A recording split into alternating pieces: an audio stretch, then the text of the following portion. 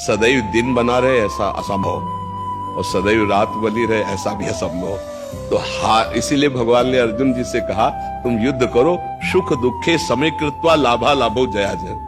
जय हो या पराजय हो, लाभ हो या हानि हो, सुख या दुख, अपने कर्तव्य से नहीं डिगना, अपने कर्तव्य का पालन करते रहना चाहिए। भगवान ने कहा यदि विजय प्राप्त करते हो तो भूमि का राज्य, अगर शरीर छोड़ते हो तो स्वर्ग का राज्य, दोनों हाथ में लड्डू है, युद्ध करना ही ठीक है। तो अपने कर्तव्य का पालन करते हैं। यदि हमारी उस कोटि की सफलता नहीं होती तो हम पहले जांच करते हैं कोई हमारे अभ्यास में, कोई हमारे प्लान में त्रुटि हुई क्या।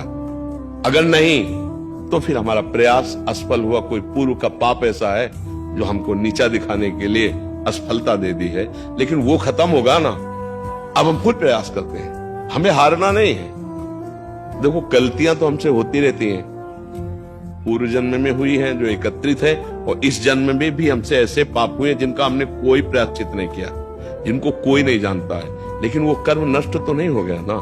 जो कर्म होता है वो उसी समय से हमारे दिमाग में सेट हो जाता है। अब वो आकर फल देगा, या मुझे पहुंचाएगा वहां, या वो किसी न किसी रूप में आकर के मेरे को नष्ट करेगा। बुरी दशा आने के पहले बुद्धि बदली जाती है। कोई प्लान में ऐसा चूक हो जाएगा कि आप फेल हो जाओगे, क्योंकि वो कर्म आपको गिराएगा। अपने को पता है अपने से ऐसे कर्म हुए हैं इसी जन्म के, और कुछ ऐसे कर्म हैं जिनको मैं भूल चुका हूं पूर्व में। जैसे भीष्म जी कह रहे हैं कि इस जन्म में मैंने कोई पाप नहीं किया, और 6 महीना बाणों की सैया में। तो भगवान ने कहा कि आगे बढ़कर के पूर्व जन्मों को देखो।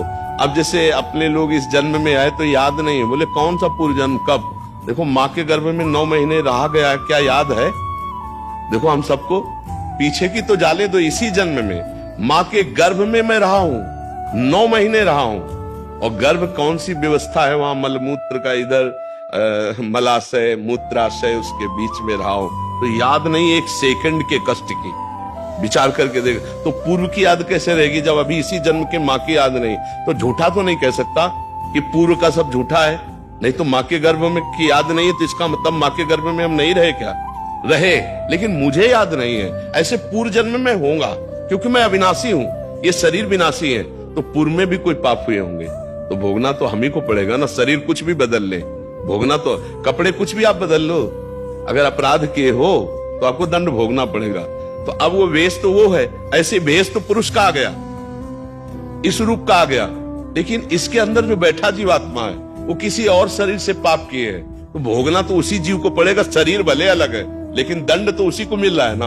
अब आप अपने को नहीं जानते, आप अपने को शरीर मानते हैं, इसीलिए लगता है मैंने तो कोई पाप नहीं किया, लेकिन आप नहीं, आप शरीर नहीं है। आप जो अंदर पावर है वो पावर वहां भी वही था और यहां भी यही है, केवल शरीर बदल चुका है। तो इसलिए हमें बहुत धैर्य पूर्वक रहना चाहिए। असफलता हमारे ही किसी कर्म का परिणाम है और सफलता हमारे ही कर्म का परिणाम है। तो फिर ईश्वर का भजन किस काम का? इन सफलता और असफलता दोनों से बड़ी एक सफलता है जिसे भगवत प्राप्ति कहते हैं, जिसे समता कहते हैं, जो दुख और सुख में भी तुम्हें डिगने नहीं देगी। वो भजन है जो इस जन्म में हम ऐसा कर ले कि हम ऐसे महान बन जाएं कि मृत्यु का भी न भय रह जाए, न हार का भय रह जाए, न लौकिक सुख का भय रह जाए। एक अद्भुत आनंद, एक भगवदा आनंद, और हम इस जन्म के बाद भगवान से मिल जाएं।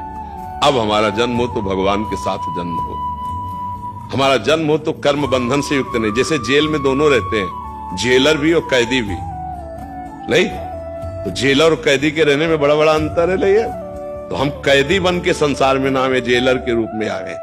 हम कर्म बंधनों से युक्त होकर नहीं, कर्म बंधनों से मुक्त होकर फिर जो सेवा भगवान करवाए वो सेवा करेंगे, पर कर्म बंधनों से युक्त होकर, मृत्यु से भयभीत होकर, भोगों के गुलाम बनकर हम ना आवे।